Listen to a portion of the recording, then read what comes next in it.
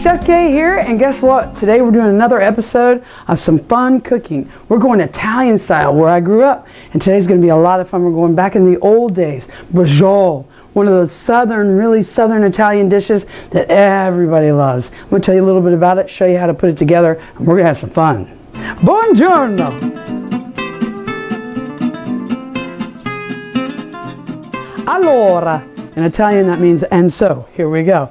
Allora, so we're going to make first our marinara, which is going to be the homemade marinara that really brings all this dish together. The beef is great, the parsley's great, the garlic's great, but we've got to get that marinara first. Now, back in the day, whenever we used to be kids, Nonna, Grandma, would be making the sauce and you'd wake up smelling it. She'd already peeled all the tomatoes and she was cooking them down. And then by the time you went out and played a little bit and you'd come back in, you know how they have like the water cooler discussion? Well, at Nonna's house, they had the pot of marinara discussion. We were in there dipping bread. A lot of times we'd get in trouble. Shoot, out of the kitchen we'd have to go. But we're going to show you how to put this together and you too can have some fun with it. All right, let's take a look at the ingredients. First thing we're going to start out with, of course, we're going to have tomatoes. We've got some nice fresh peeled tomatoes there. We've cooked them down a little bit right out of the garden. And we've got some mushrooms, baby bellas we like to use. We're going to have some garlic. We've got a little Parmigiano Reggiano, we got some parsley, and then we're going to put together here a nice bowl of deliciousness. We've got yummalicious peppers that we're going to pull in, and we've got some more just ready tomatoes that we're going to kick in, and some nice sweet onion. Okay, let's get chopping.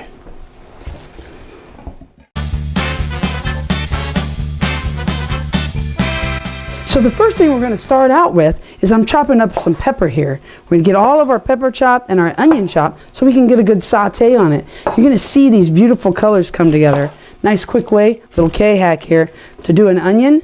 Do each end, then do a little bit of this, just like that. You can peel this off, just like you're unwrapping a present. How about that? Nice. So we're done with that. Then we're going to put it together. Doing a little chop, a little julienne, and we're going to puree this. So you don't really have to worry about getting everything chopped too small. I just basically do it like this, get a nice little chop on it, and then we're going to cut it just in pieces like that, and then we'll be sauteing it. We're going to continue to do that with our peppers, with our onions, and then we're going to come back and I'll show you how to put this together and get it started with the marinara.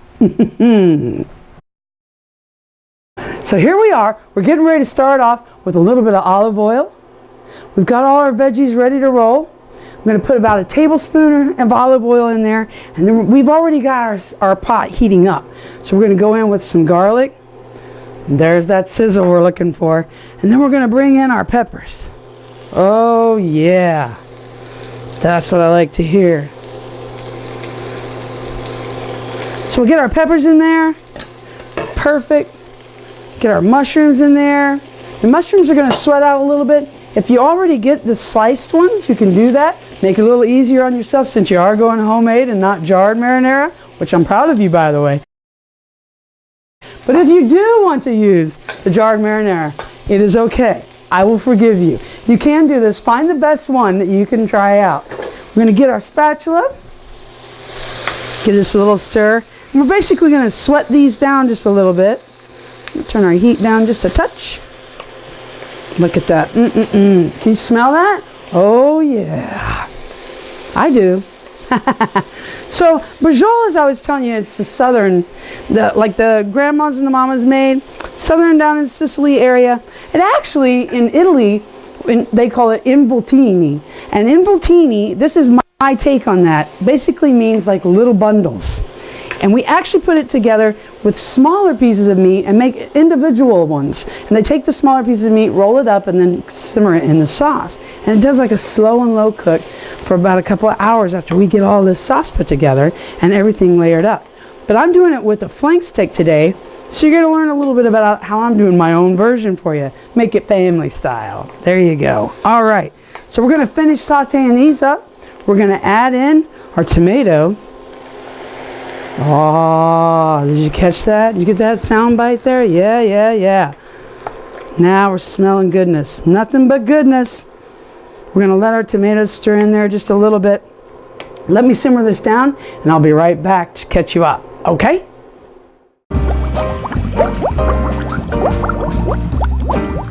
All right, here we go. We've simmered this down just a touch, and now I'm gonna add a little bit of tomato sauce right in there. Oh, and it is starting to look fantastic.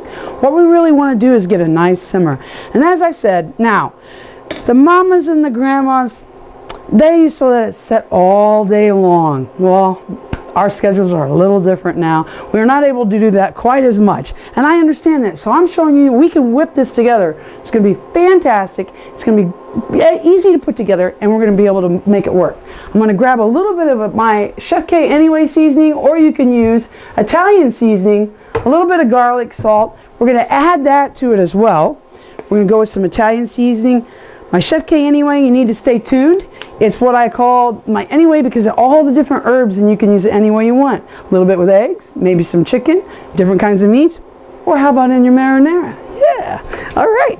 So then we're going to add just a touch of garlic salt as well. So I'm using my canned tomatoes, which I don't have any salt in there, and that's why I'm adding a little bit of garlic salt. If you're using store-purchased canned tomatoes, then you want to make sure that you might check your sodium level before you add too much salt to it, because you don't want to make it too salty. This has got to be perfect. And we're going to add a little salt to the beef as well. So just be careful with that, okay?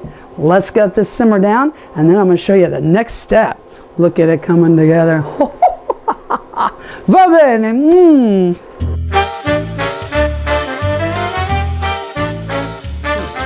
So we've simmered everything down. I'm talking really quietly because I'm just so excited. But we've simmered all the veggies down, and here we go. We're getting ready to put all of this in here in the blender and puree it to make a beautiful homemade marinara. Look at all the colors. Oh, if you could only smell all the goodness.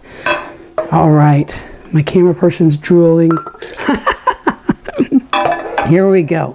So you want to scoop that in. You can use a blender just like this, or you actually, if you have an emulsion blender, which I use when I make my mayonnaise, you might have remembered that, we use that too. So either way, we're just going to do a quick, nice pulsing on it. Oh yeah. Then we bring it together. Oh wait. Just kidding. Look at that. Oh, Oh, let's go get the beef and get this thing together. So we've finished our marinara. And another little trick I will tell you is sometimes I like to add a little red wine in there whenever I'm blending it. So you might want to do that. Or you can add it as it's cooking and let it cook off a little bit. But anyway, so we've got all of that in there ready to go. We're going to set it aside. I'm going to show you how that we're going to put together the stuffing part of what we're going to roll into our beef. Okay? We're going to start out with some nice, fresh parsley. And we're just going to get that cut really small. I'm going to break off some here, get it ready to roll. And what I want to do is show you, we're going to eventually get a lot of the bunch in there because we want to coat that beef whenever you see it. And the beef, the star of the show, is about to make an appearance, so be ready. But anyway, first, I'm going to start off by using this is the ulu. I don't know if you're familiar with it, but this is actually a nice knife that you can use cutting herbs. It actually works just like this, rocking it back and forth. Easy, simple. The ulu is from the indigenous people from the southwest and western part of Alaska. This actually came from my in-laws because they got me this nice special treat. And this is a petrified, no animals were harmed, petrified walrus tusk. It's actually from Alaska there. But this is it. Look at that. And it makes it so beautiful, chops it up finely. If you don't have one, no worries. You can use your regular chef knife. Just cut it down, chop it up in small pieces. But this really does rock my world.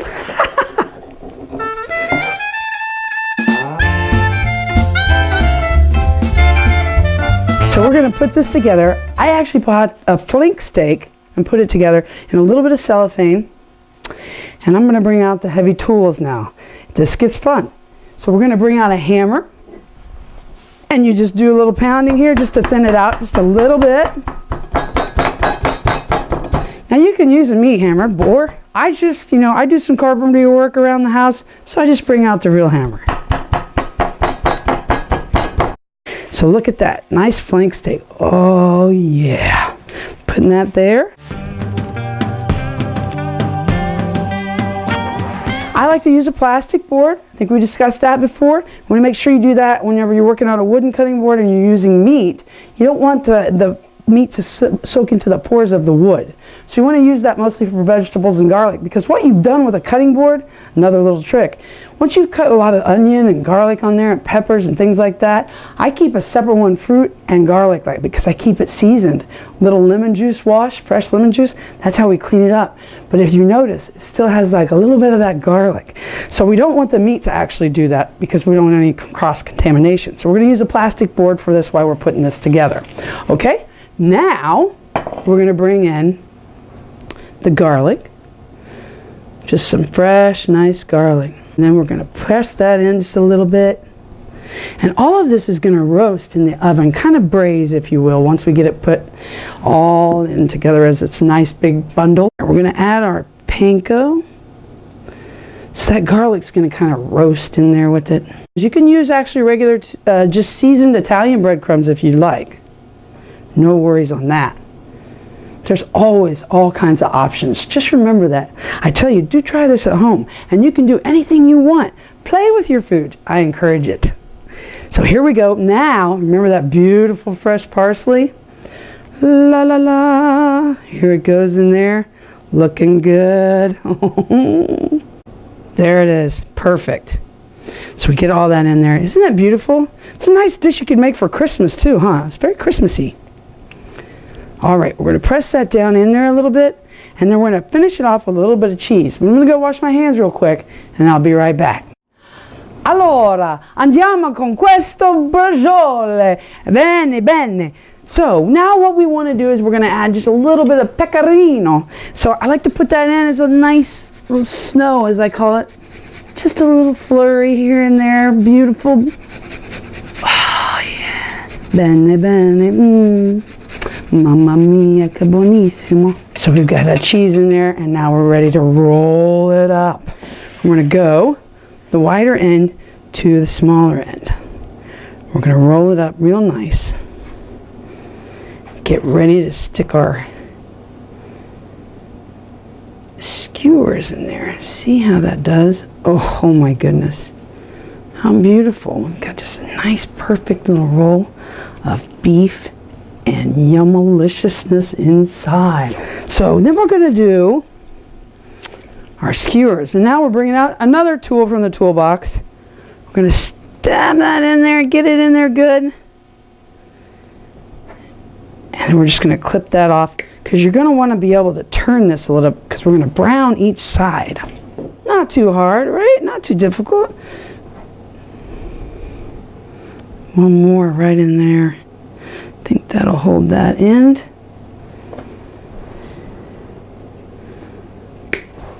And there we go. We're ready to take this to the pan and start browning it. So we're doing a little heating of the olive oil. We've got it really warm and ready to go. And now we're just going to put this in. Oh, yeah. What we want to do is get that browned up. See how that's doing already? Oh, that's what we like. So while that's doing, it's working its magic, we're also going to add just a little bit of Italian seasoning on this end, and we'll get some more on the next end, and a little bit of garlic powder, garlic salt mix. Turn it over. Don't worry about if it's getting brown in there and crispy in there. We want that, because that's going to deglaze out a little bit. Going to add some more seasoning on here, a little more of the Italian seasoning. It's all coming together now. I smell it. Oh, I'm ready for dinner already. Perfect. Now we're going to turn this over, get this side a little bit, get that in. And like I said, look at that brown right there. That's just what we're looking for. That looks yum-malicious. Now what I like to do, a little secret twist, is I'm going to add just a little bit of red wine in here and let that kind of cook out. But don't tell anybody. Shh.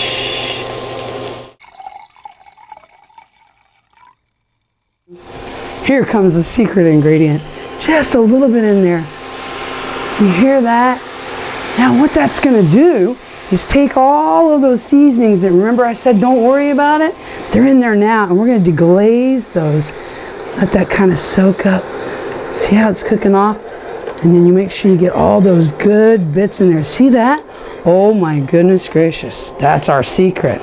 So don't tell anybody. You guys just keep that. People are not going to realize. They're going to be like, when did you go to Italy and study all this cooking?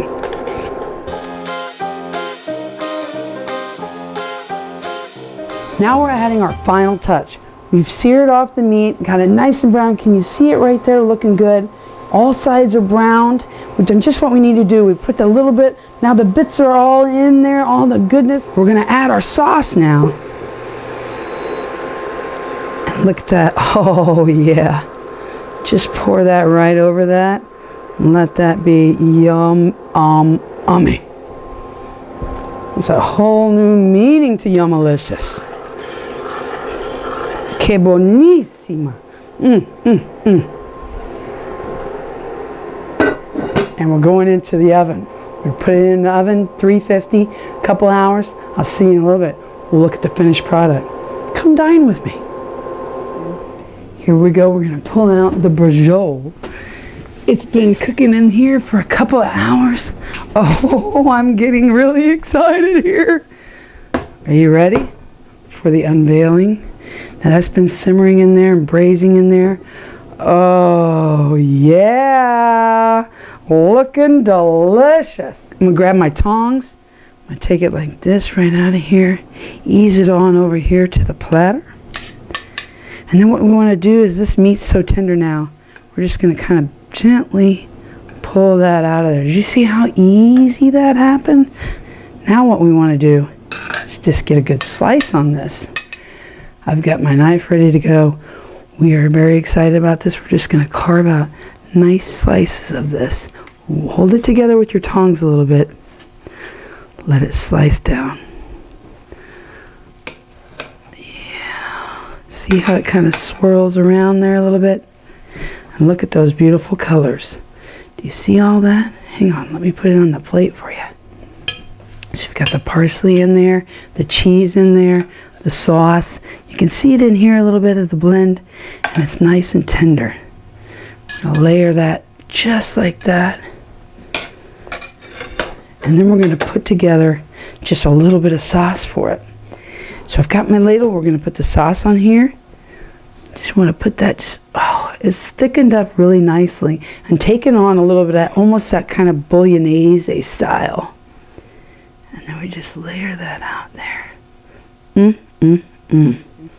The sauce is on there. I'm going to come back with a little bit of roasted asparagus, a little bit of parsley, the Parmesan, and we're going to be ready to manja.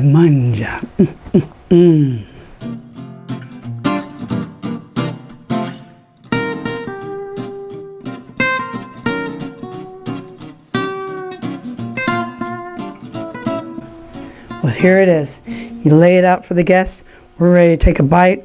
I'm so excited. I just can't stand it. Nice and tender. Look how that pulls away there. Oh, that's exactly what you want. The nice tender meat. I finished it off with just a little bit of Parmigiano Reggiano and a little bit of fresh parsley. You know what? This is fabulous. I'm going to tell you what. You need to do me a favor. Do try this at home. And Buon Appetito.